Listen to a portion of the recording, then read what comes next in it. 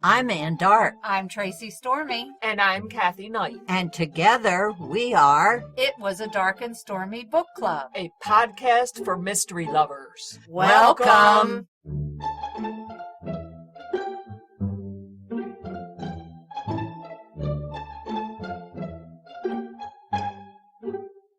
If you enjoy our show, please consider contributing to the Dark and Stormy Patreon. By becoming a patron, you will help us create better and quality content. There are also benefits to becoming a patron, such as exclusive content and Dark and Stormy merchandise. Become a supporter at patreon.com/darkandstormybc. Check our website for the link. We appreciate any and all contributions. Thank you. Hello and welcome to the 106th episode of It Was a Dark and Stormy Book Club, and we are very excited today. We have a guest who will need no introduction, but we're going to introduce her anyway. We are speaking with, Marcia Clark. Marcia Clark is a best-selling author and a criminal lawyer who began her career in law as a criminal defense attorney and went on to become a prosecutor for the LA District Attorney's Office in 1981. She spent 10 years in the Special Trials Unit, where she handled a number of high-profile cases, including the prosecution of stalker murderer Robert Bardo, whose conviction for the murder of actress Rebecca Schaeffer resulted in legislation that offered victims better protection from stalkers as well as increased punishment for the offenders. She was lead prosecutor for the O.J. Simpson murder trial and has gone on to become a best-selling author. We're talking with Marcia about Final Judgment, fourth in her Samantha Brinkman series. When it comes to relationships and self-preservation, defense attorney Samantha Brinkman has always been cut and run. But it's different with her new lover, Niko, an ambitious and globally famous entrepreneur. Sam is putting her faith in him. She has to. He's also her new client, a suspect in the murder of an investor whose shady dealings turned Niko's good life upside down. We would like to introduce Marcia Clark, who is the author of The Final Judgment. Welcome, Marcia. Hi, guys. The story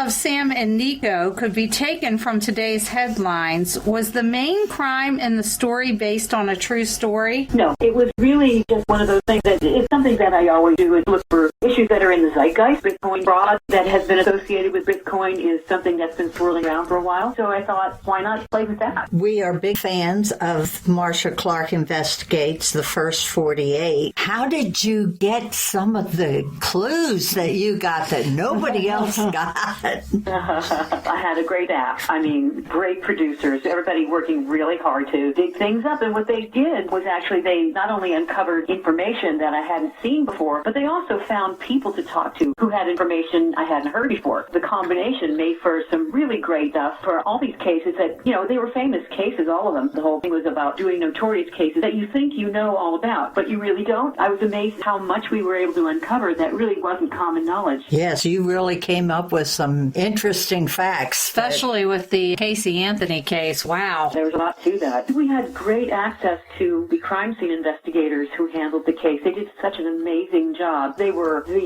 just incredibly thorough and careful and really so professional. They were really impressive. We enjoyed your Rachel Knight series, and we're very sorry to see that end. And we hadn't seen the Samantha story. We're happy to find Sam. She's such a flawed character. Are there plans to continue her story? No, Final Judgment is the last of the Sam stories. That's it. I wrote 4 in the Samantha Brinkman series. Go back and read the other 3. Definitely. That was really a good book. I'm glad you liked it. Now, you were both a criminal defense attorney and famously a prosecutor. Is that why you felt you needed 2 series to kind of cover both sides? I didn't plan it out that way. I started by writing Rachel Knight series, which was about a prosecutor who was in the Special Trials Unit, which is what I did because it was my first foray into novel writing, and they say, write what you know. So I wrote that. And then after the fourth Rachel Knight book, I thought, what I really want to do is go back to my roots, because I started as a defense attorney. And then I went back to defense work again to handle criminal appeals. So I thought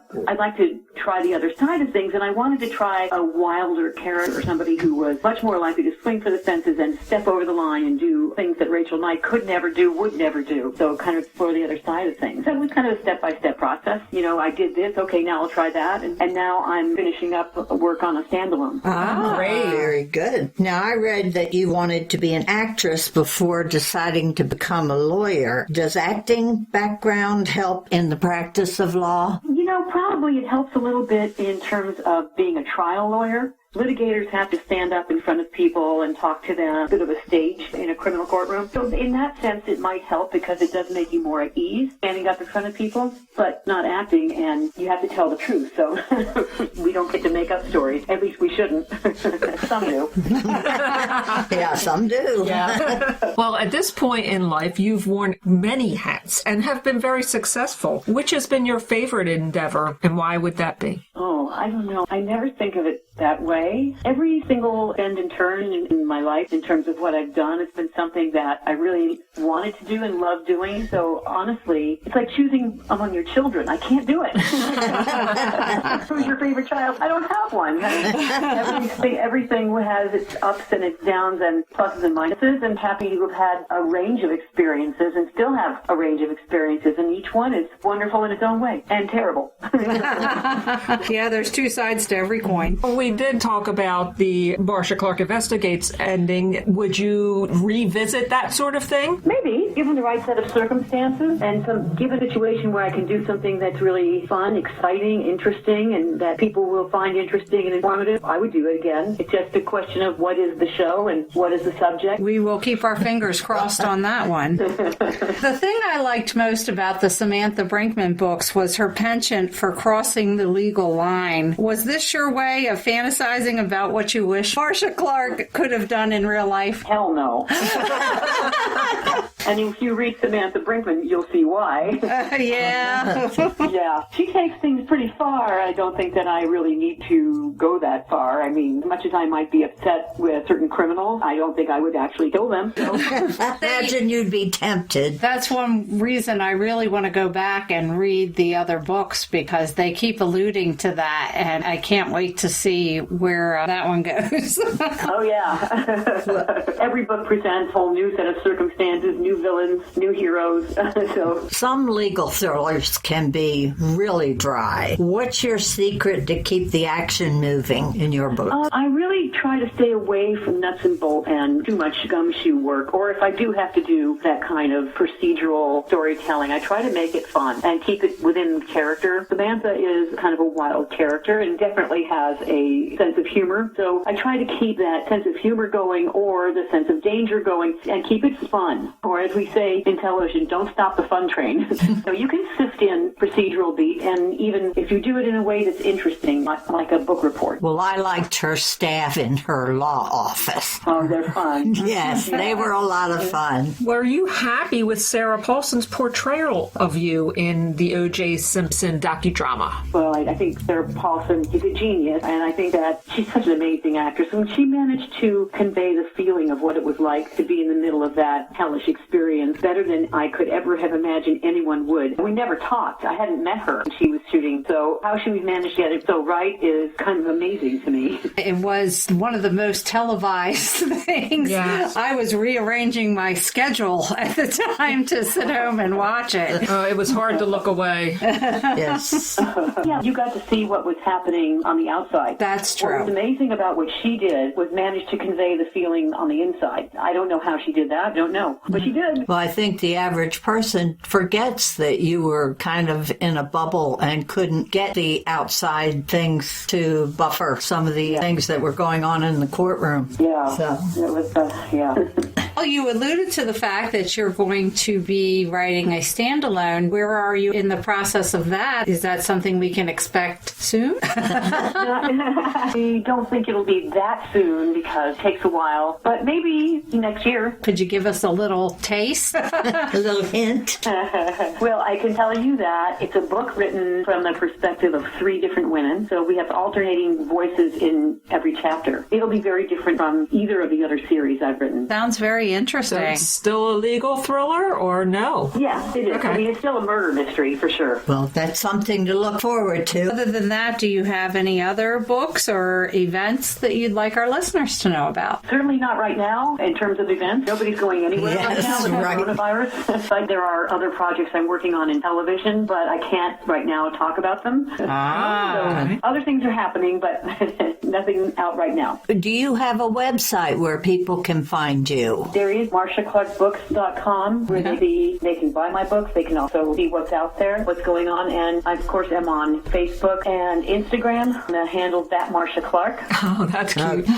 Marcia, just out of curiosity, I work in a law firm. Yesterday, we're in Maryland. One of the counties decided to close both the circuit and district courts. We started talking about the domino effect of that, what kind of disruption that's really going to cause for due process. Do you have any insights or thoughts that come to mind? I'm not sure how they're going to manage this, but a defendant has certain rights in terms of a speedy trial. The problem is when you have something like this coronavirus, which might qualify as a force majeure, as we say in contract, there might be a way of navigating the speedy trial right without violating anyone's rights. It's very tough, and they're really worried right now, too, about an outbreak in the prisons and the jails. As you can imagine, people are very packed in tight, and it's a scary proposition. So they're going to have to find a way to balance this. I think everybody's health is probably going to take precedence over speedy trial rights, and I will have to see what happens. I would imagine that lawyers will have to pressure their clients into waiting time in some instances, but even if they can't, I'm sure a judge has the power to decide that your life and death is more important than a speedy trial at this point. The other problem I thought of is, of course, criminals who have already been arrested will not have the opportunity to have their hearings and so forth. In the meantime, are they still sitting in jail? And if they arrest more people, you're piling more people into that jail. Right. They're going to have to really be very judicious about who they think has to be locked up. Our system of bail has to change radically, but they're going to have to think about who they let out on their own recognizance,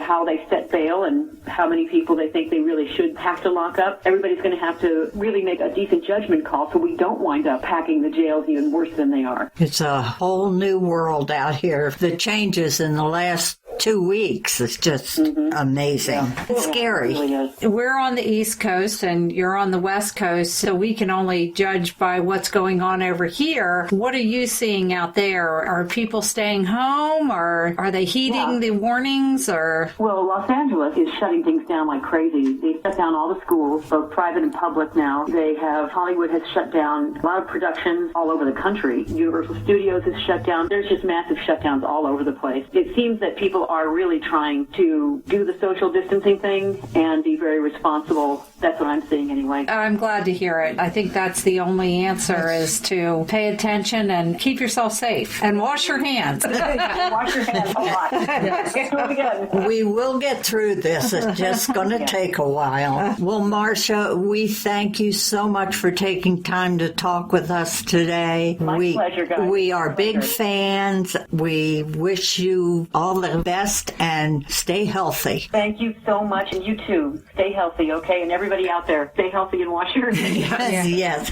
This was an exciting interview. I was so excited to be able to talk to Marcia Clark. She's really one of the heroines when she took on O.J. Simpson as prosecutor. It's not so much that she just took him on. I recently watched some of the court footage. She didn't pull any punches. No, she didn't. I tell ya, I was in awe. She didn't care if he was famous. She would just tell him, he's getting special privileges and this is ridiculous. She said what she thought. It was an amazing time in history. I think it's also very appropriate that she's interviewed this month during Women's History Month. I would be very surprised if she doesn't go down in history as an icon in women's history. Absolutely. Because the case she was working on, unless you were hidden under a rock in the last 30 years. O.J. Simpson, who was at that time a very famous actor and ex-football player, was arrested for the murder of his wife, Nicole Brown Simpson, and a young man that just happened to be on the scene, Ron Goldman. The trial took over 6 months of people's lives because we sat and watched almost every... It was the very first time that a trial was shown from start to finish, soup to nuts. Yes. And the nation was riveted. But I had no idea that she was part of the Rebecca prosecution Schaeffer. team for the Rebecca Schaeffer murder. That was such a sad